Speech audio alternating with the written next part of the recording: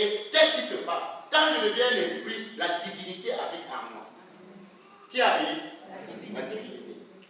Et ce n'est pas la divinité incomplète, c'est la divinité complète. C'est-à-dire que la plénitude de quoi? De la divinité. Le Père et le Fils. Dans l'ordre de... C'est-à-dire quand je regarde au ciel, il n'y a personne au ciel. Pourquoi? Parce que le Père et le Fils est venu. Donc quand tu dis Père, il dit je suis là dedans. Oh, écoute-moi. C'est pour dire que tu vas entendre derrière quoi? Des oreilles. Derrière comment? Des oreilles. Mais sauf que quand tu vas entendre, tu vas regarder qui parle. Bizarrement, si tu regardes qui parle, c'est que tu n'as pas compris qui sera avec toi et en toi. Il sera comment? Avec toi. Maintenant, tu ne peux pas le voir sans les yeux qui te permettent de le voir. C'est pourquoi j'ai dit, je suis venu dans ce monde afin que ceux qui voient le voient. Que ceux qui ne voient pas voient, n'est-ce pas? Maintenant, ceux qui se disaient voir, les prophètes de l'Ancien Testament, on les appelait quoi? Les voyants. Donc je dis que je suis venu afin que ces gens ne voient pas. Maintenant, puisque quand moi je viens, ils étaient les voyants. Parce que je les montrais de façon parsemée. Ma lumière. Une fine quelque chose qui pouvait les connaître de parler de ma part. Qui pouvait illuminer l'esprit de parler de ma part. Mais je suis venu éteindre ça. Quand la véritable lumière est là, n'est-ce pas? L'autre disparaît. Donc la véritable, la source même, quand la source de la lumière apparaît, n'est-ce pas? La lampe on doit éteindre la lampe. Puis quand, effectivement, c'est ce que prophète, que l'esprit de l'homme est la lampe de l'éternel. Donc ce prophète-là avait comme des lampes pour éclairer des lueurs de solution dans la maison. C'est-à-dire qu'avec une torche, ça ne pouvait pas éclairer toute la maison, ça ne pouvait éclairer que des fines parties de la volonté de Dieu. Mais maintenant, qu'est-ce qui est venu? La source même de la véritable lumière est venue. Et nous voyons, quand tu as une lampe dans ta maison, quand on a coupé la lumière, n'est-ce pas? La lumière de la lampe n'est pas la lumière, la source de la lumière, l'énergie de la sonnette. Maintenant, imaginez, quand la lumière revient, quand tu allumes la véritable lumière, la lampe fait quoi? La lampe n'a plus de pouvoir. C'est comme ça. C'est pourquoi il est venu afin que ce prophète voyant-là ne voie plus. Et que nous qui ne voyons plus maintenant, nous tous on voit. Donc quand quelqu'un dit je vois, dis-lui aussi que quoi? Tout le monde voit. Pourquoi toi aussi tu ne vois pas? Puisque désormais la lumière éclaire toute la maison. Et nous tous on est là. Qui ne voit rien? Adam, nous sommes dans la lumière, non? Qui ici ne me voit pas? Donc personne ne viendra te parler que j'ai vu le Père aujourd'hui. Tu vas dire moi-même, toi aussi tu es dans la lumière. Et justement, c'est ça qu'on parle d'avoir l'esprit de Christ en nous. L'esprit de la connaissance, l'esprit de l'intelligence, l'esprit de la sagesse de notre nature en tant que des petits frères et sœurs de Jésus. On doit avoir ça. Pourquoi? Parce que nous avons accepté. Et là, regardez ce qu'il dit. Si il dit, oh, le cœur des hommes connaît les choses de l'homme, c'est l'esprit de l'homme. De même, personne ne connaît les choses de Dieu. Si ce n'est pas l'esprit de Dieu. Or, nous n'avons pas reçu l'esprit du monde. Nous les qui? Les fils. Ce n'est pas l'esprit de l'homme que l'on a reçu. On a reçu l'esprit de Dieu. Et l'esprit de Dieu qu'on a reçu pour connaître quoi? Les choses que Dieu nous a données. Dieu nous a donné quoi? L'esprit nous fait connaître ce que Dieu nous a donné. Qu'est-ce que Dieu nous a donné? Qu'est-ce que Dieu nous a donné? Quand l'esprit nous fait connaître ce que Dieu nous a donné par sa grâce, allez interroger Jésus. Quand l'esprit sera venu, il fera quoi? Il fera quoi? Vous conduira dans toute la vérité. Il va vous enseigner, il va vous conduire, il va me glorifier, il va vous parler de moi. Donc l'esprit est venu nous révéler qu'est-ce que notre vie que le Père nous a donné en Jésus-Christ. Donc le Père t'a donné une vie en Jésus-Christ et l'esprit vient t'enseigner qu'est-ce que c'est que cette vie. Qu'est-ce que c'est que cette vie? Parce que, attends, on m'a donné quelque chose, non? Je ne sais pas comment ça fonctionne, n'est-ce pas? On m'a dit qu'on ne doit pas me laisser seul. On m'a donné quelqu'un pour me montrer comment ça fonctionne. Donc le Saint-Esprit est là pour faire quoi? Pour t'enseigner comment vivre, manifester, régner, dominer dans la vie qu'on t'a donnée. Il est là pour t'enseigner ça. Et il faut remarquer qu'il parle toujours de l'Esprit. j'ai posé donc la question. Si le Père parle ainsi de la nature des êtres spirituels que nous sommes, pourquoi alors ceux qui sont là dehors ne parlent pas le langage de la Bible? Je me suis questionné. Pourquoi eux ils ne disent pas ça? Hein? Je dis, pourquoi ceux qui sont dehors là ne disent pas ceci? Pourquoi on est toujours en train de nous présenter l'aspect extérieur des choses qu'on va avoir? Ils sont comment? Hein? Ils sont à l'extérieur. Quand on parle sur l'Esprit de Dieu, Ils sont comment? Ils sont à l'extérieur. Ils parlent des choses qui leur sont publiques. Donc, ils parlent des choses qu'ils ne comprennent pas. Les choses qui les sont étrangères. Et voilà, quand ils parlent des choses qui sont étrangères, ils vont mettre les gens sur le joug de quoi? La servitude. Voilà pourquoi, je dis bien, souvent notre maman m'a dit la dernière fois, missionnaire, comment vous dites qu'on ne doit plus parler du diable à l'église? Vous ne savez pas que le diable règne? Je dis, maman, erreur. Le diable fait comment? Il règne où? Comment vous venez dans une église normale, une église que Jésus a acquis par son sang, vous parlez d'un voisin dedans? Attends, vous venez parler du voisin ici. Le diable, c'est quoi? Un voisin. Bon, maintenant, parce qu'elle m'a entendu dire que, en réalité, quand tu es en Christ, ce que Satan veut faire et n'est pas faire avec tes enfants ne nous concerne pas. C'est pas ça. Si moi je suis en prison, Satan est dans les ténèbres, n'est-ce pas? Ce qu'il veut faire dans ces ténèbres me regarde à quoi? Si je commence à paniquer, le voisin est chez lui, fait ses choses. Je ne suis même pas au courant, mais je panique ici. Maintenant, c'est un peu ça qu'on veut nous faire comprendre. On veut nous faire comprendre quoi? Que nous sommes en Christ, mais Satan est dans cette ténèbres, il forge les plans pour nous faire, pour nous détruire. Pour nous détruire comment? Mais alors qu'il dit que nous sommes en Christ comment? Dans le repos. Pourquoi? Il nous fait toujours triompher et nous sommes plus que comment? Bon, maintenant quoi? On te dit. Maintenant, le problème que tu as, il faut que nous comprenions pourquoi le diable règne encore. Le diable règne au niveau des pensées déjà. Les raisonnements. Le problème, comme nous le disons, il y a beaucoup de gens qui commencent à raisonner. Tu vois, la parole de Dieu est claire. Il dit, si vous êtes devenus des enfants de Dieu par l'Esprit, marchez d'après les instructions, n'est-ce pas? Il y a donc les instructions à respecter. Mais maintenant, le problème avec les gens, c'est quoi? Personne ne veut respecter les instructions, mais tout le monde veut qu'on lui respecte. Avant d'accepter, quand tu es homme de Dieu là, quand tu es serviteur, quand tu es établi pour prêcher, avant de réclamer le respect des autres, respecte aussi d'abord les autres. Si tu n'as pas été soumis à un homme de Dieu, les autres ne se seront pas soumis à toi. Maintenant, Dieu dit, soumettez-vous les uns aux autres. Tu vois, maintenant, quelqu'un se lève. Toi, tu viens. Regarde, on t'a établi. Tu as choisi être avec nous en Christ. Et tu es venu. Tu es traité comme ça.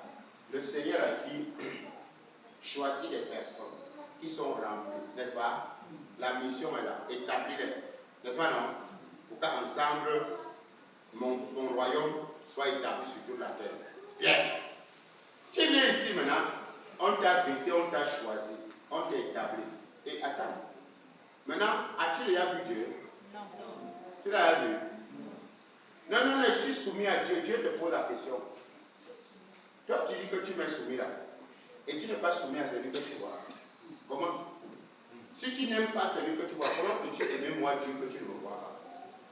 Maintenant, de tout mon cœur, par l'Esprit de Dieu, je suis content d'établir mon frère ou ma soeur pour la grande mission. Demain ou après-demain, tu te lèves contre moi en disant que le Père d'en haut t'a dit ça. Même le Père d'en haut est étonné. Même le Père est dépassé. Pourquoi? Et maintenant, dès que tu t'en rends compte que tu entres dans la rébellion, et tu vois dans les chiffres, tu tombes, tu entres dans la rébellion, les choses t'arrivent, tu commences à accuser ton leader qu'il t'a maudit, il est sorcier. Vous avez vu, moi je progressais hier. Vous avez vu, je vous ai dit qu'il a commencé à faire les incantations. Mais pourquoi est-ce que tu ne réfléchis pas? Hier, quand tu progressais, n'est-ce pas, tu lui étais soumis? Tu ne vois pas que c'est ta rébellion qui t'a mis dans l'échec là. Et maintenant, Satan ne veut pas faire quoi? Te laisser te repentir. Il continue à faire quoi? À remplir ton cœur de méchanceté. Voilà comment tu vois les gens disent que non, on a formé un groupe de prière. On est en train de prier contre cet homme de Dieu là. Vous êtes en train de prier que quoi? Hein? Non, il a bu le sang, il est sorcier, il faut qu'il meure. Hein? Il faut qu'il meure. Il est déjà mort. Hein? Il est déjà mort. Il est réservé alors de mourir une soir pour tout le monde. Après quoi vient le jugement. Donc je suis déjà mort en Christ et il m'a jugé fidèle pour annoncer l'évangile. Tu dis alors quoi maintenant? Moi j'ai la connaissance. Ça veut dire maintenant, le retour qu'on parle, le retour à l'expéditeur, c'est Dieu lui-même qui a prévu tout ça. Dieu dit celui qui maudit sera maudit. Tu bénis, tu es béni. Ça veut dire que si tu déclares une mauvaise parole contre une soeur, attends-toi. Si cette soeur-là est une pierre divine choisie par Dieu, fais attention. Ne regarde pas ce que les défauts de cette servante ou ce serviteur est. Si c'est une servante que Dieu a choisie, vous croyez que Dieu ne savait pas se faire avant de la choisir? Viens poser ta petite bouche comme tu sais. C'est là où tu sauras. Et il y a des fois que, frère, c'est parce que, je vous dis la vérité, j'avais imploré Dieu. J'ai dit, Père, comme tu m'as choisi là, je ne veux pas que tout au long de mon ministère, que ma bouche sorte une mauvaise parole contre un rebelle. C'est pourquoi quand ils font ça, j'intercède. Que papa, il ne faut pas qu'on fasse comme ça. Hein? Maintenant, parce que Satan est toujours prêt à faire. Dès qu'il y a une petite situation qui arrive, il est prêt à détruire une personne. Pour qu'on dise, quand vous avez dit, voilà, il a déjà livré la personne. Mais grâce soit rendue à Dieu, Père de Jésus-Christ, notre Père à nous par Jésus-Christ, et par la puissance du Saint-Esprit. Il stoppe toujours ce que l'ennemi a programmé. Pour que ça n'arrive pas selon les desseins de l'ennemi, mais que son nom soit toujours glorifié. Donc, bien aimé, il est très important pour toi ce matin de retourner et savoir que si ton chemin est ténébreux et glissant, c'est un mauvais chemin que tu as choisi. Parce que sur le chemin qui est la vie de Jésus, il y a une vie et une vie en abondance. Et sur ce chemin, Satan ne peut rien contre toi. Il dit que si l'homme forme même, cela ne vient pas de lui. Mais que toute arme forgée, pas lancée, forgée déjà, est sans effet. C'est-à-dire que là où le forgeron est en train de travailler, ça se brise entre ses mains. Il n'a même pas encore lancé. Il n'a pas dit toute arme lancée. Toute arme qu'on est en train de forger là, c'est sans effet. Alors quand tu crois que tu portes et tu vis la nature de Dieu, parce que le Saint-Esprit te conduit, dors tranquille. Marche dans le repos et le calme. Amen. L'apôtre Paul dit, je ne fais pour moi-même aucun cas de ma vie. Quand j'ai regardé cet homme, oh ce vétéran, comme j'aime bien l'appeler le Paulinien, lui, il avait compris l'institution céleste. Il avait compris. Il savait, frère, qu'il y avait quelque chose de plus grand que ce qu'on peut vivre sur la terre. Mais un jour, j'ai regardé Paul comme ça. J'ai dit, mais qu'est-ce que Paul avait vu?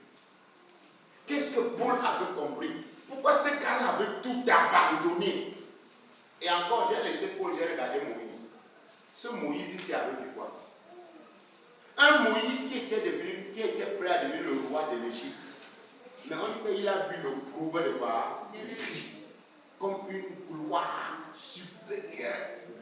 J'ai dit, maman.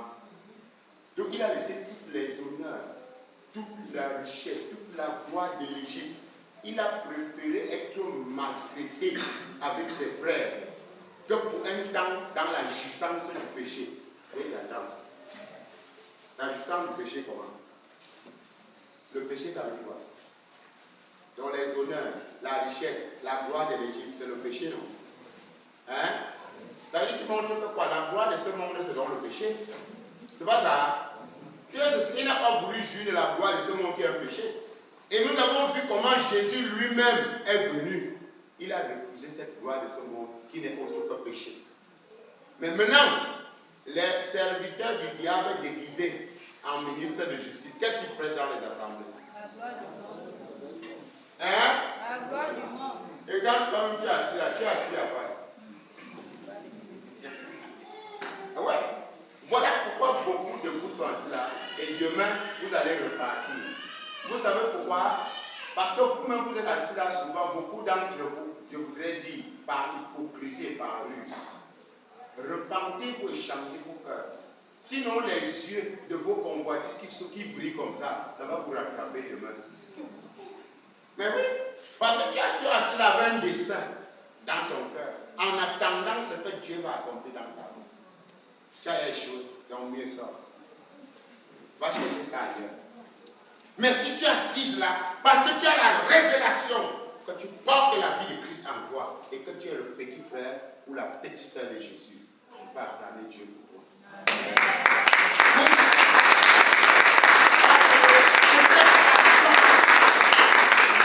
C'est cette façon qu'il faut comprendre.